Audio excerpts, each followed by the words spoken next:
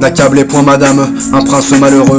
Il ne faut point ici nous attendrir tous deux. Un trouble assez cruel m'agite et me dévore, sans que des pleurs si chères me déchirent encore. Rappelez bien plus tôt ce cœur qui tant de fois m'a fait de mon devoir reconnaître la voie. Il en est forcé, votre amour à se taire, et d'un œil que la gloire et la raison éclairent. Contemplez mon devoir dans toute sa rigueur, vous-même contre vous, fortifiez mon cœur. Aidez-moi s'il se peut à vaincre sa faiblesse, à retenir des pleurs qui m'échappent sans cesse. Ou si nous ne pouvons commander à nos pleurs, que la gloire du moins soutienne nos douleurs, et que tout l'univers reconnaisse sans peine les pleurs d'un empereur et les pleurs d'une reine. Car enfin ma princesse, il faut nous séparer. À cruel est-il temps de me le déclarer? Qu'avez-vous fait hélas? Je me suis cru aimé. Au plaisir de vous voir, mon âme accoutumée ne vit plus que pour vous. Ignorez-vous vos lois quand je vous l'avouais pour la première fois? À quel excès d'amour m'avez-vous amené? Que ne me disiez-vous, princesse infortunée? Où vas-tu t'engager? Et quel est ton espoir? Ne donne point un cœur qu'on ne peut recevoir. Ne l'avez-vous reçu cruel que pour le rendre, quand de vos seules mains ce cœur voudrait dépendre? Tout l'empire a 20 fois conspiré contre vous.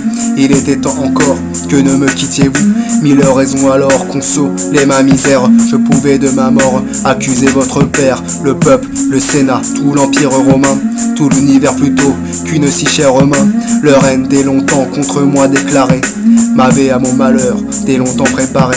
Je n'aurais pas, Seigneur, reçu ce coup cruel dans le temps que j'espère un bonheur immortel. Quand vos heureux amours peut tout ce qu'ils désirent, lorsque Rome se tait, quand votre père expire, lorsque tout l'univers fléchit à vos genoux, enfin quand je n'ai plus à redouter que vous.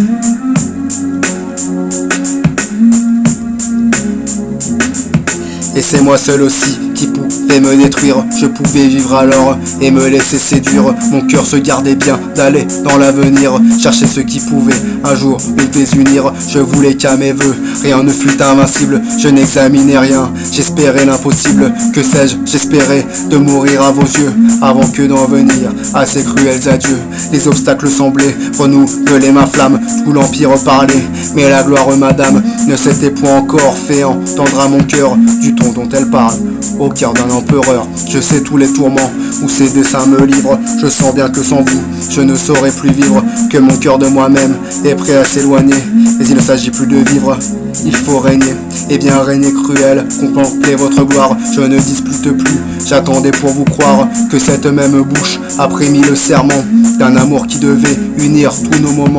Cette bouche à mes yeux, s'avouant infidèle, m'ordonna elle-même une absence éternelle. Moi-même j'ai voulu vous entendre en ce lieu. Je n'écoute plus rien, et pour jamais adieu. Pour jamais à Seigneur, songez-vous en vous-même combien ce mot est cruel, est affreux quand on aime. Dans un mois, dans un an, comment souffrirons-nous? Seigneur, tant de mers me séparent de vous. Que le jour recommence et que le jour finisse, sans que jamais Titus puisse voir Bérénice, sans que de tout le jour je ne puisse voir Titus.